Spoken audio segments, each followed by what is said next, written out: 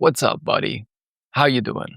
Today, we are going to read a short poem together called Hope is the Thing with Feathers. First, we will read it together. Then, after that, we will go line by line, seeing what each line means and hopefully learning some new vocabulary in the process. Let's get started. Hope is the Thing with Feathers by Emily Dixon. Hope is the thing with feathers that perches in the soul and sings the tune without the words and never stops at all. And sweetest in the gale is heard. And sore must be the storm that could abash the little bird that kept so many warm. I've heard it in the chillest land and on the strangest sea, and yet never in extremity it asked a crumb of me. All right. So, first, we see that Emily says that hope is like a bird with feathers. She doesn't mean that hope is literally a bird. She's using it to describe hope's qualities, its lightness, freedom, and endurance. Then she says that it perches in the soul.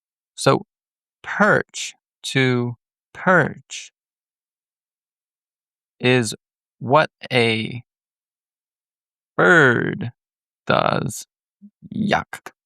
I don't like that E. Does when it stands. When a bird stands on something, like a branch, it is perching. So when she says that it perches in the soul, she says it's like that bird stands on a branch. It is comfortable. It is natural for it to be there. And then she says, and it sings the tune without the words, which basically means that this bird, it is constantly giving hope to us, but it doesn't use actual language. It's not actually using words. Rather, it's more like a feeling or an internal dialogue. And then she says, and it never stops at all, meaning it's persistent. It doesn't stop. And sweetest in the gale is heard. So she's saying that this bird of hope is the sweetest in the gale. The gale is a strong storm. However, we don't really use that word ever, only in literature, essentially. But a gale is a strong storm. So she's saying that this bird is sweetest in a strong storm. That's when it's needed most. That's when it most stands out. And sore must be the storm. Sore in this context means something like strong or destructive. We'll call it extremely severe. Okay? An extremely severe storm. So it would have to be a big storm that could abash the little bird. And abash in this context would mean something like to discourage or to silence. So to silence the little bird, it would have to be a big storm to silence the bird of hope that we all have inside of us. And then, of course, it says that kept so many warm. So the bird of hope that kept us so warm. Then she says, I've heard it in the chillest land. Chill is a synonym for cold, right? So she's heard it in the coldest land. In the most painful times, she's heard this bird of hope. And on the strangest sea, meaning in the most unfamiliar situations, in the most uncomfortable times, she's heard the bird of hope. And yet never in extremity. And extremity in this situation would mean something like the worst situations, the most extreme situations. It never asked a crumb of me.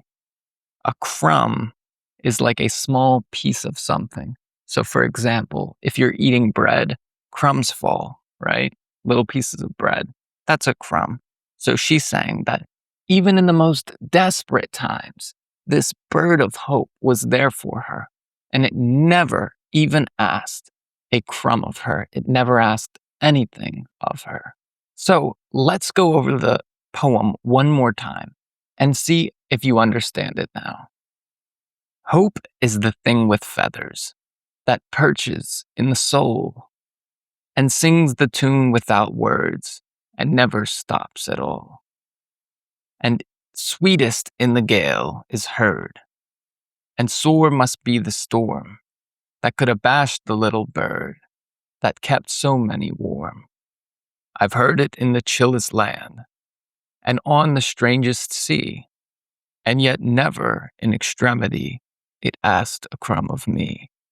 So if you want to write down the words that you probably learned in this poem, they are to perch, which means when a bird is standing. And I'll put a little picture right here so you can see that.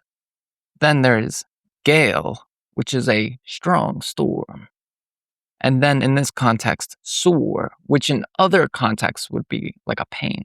But in this context, saying a sore storm would be extremely severe. And then to abash would be to silence. Now, honestly, unless you are C1, I wouldn't suggest that you pressure yourself too much to learn these words. I mean, the probability that you're going to need to perch or a gale is very low. These are words that more often than not will appear only in literature. However, if you are C1, they're interesting to learn. So that's all for this short little poem. You can find the poem in the description if you would like. And if you would like to become a writer yourself in English, check out Lingo Diary, the app that I made so that we can learn through writing. It was a pleasure seeing you again, friend. Have a wonderful week. I'll see you soon. Goodbye.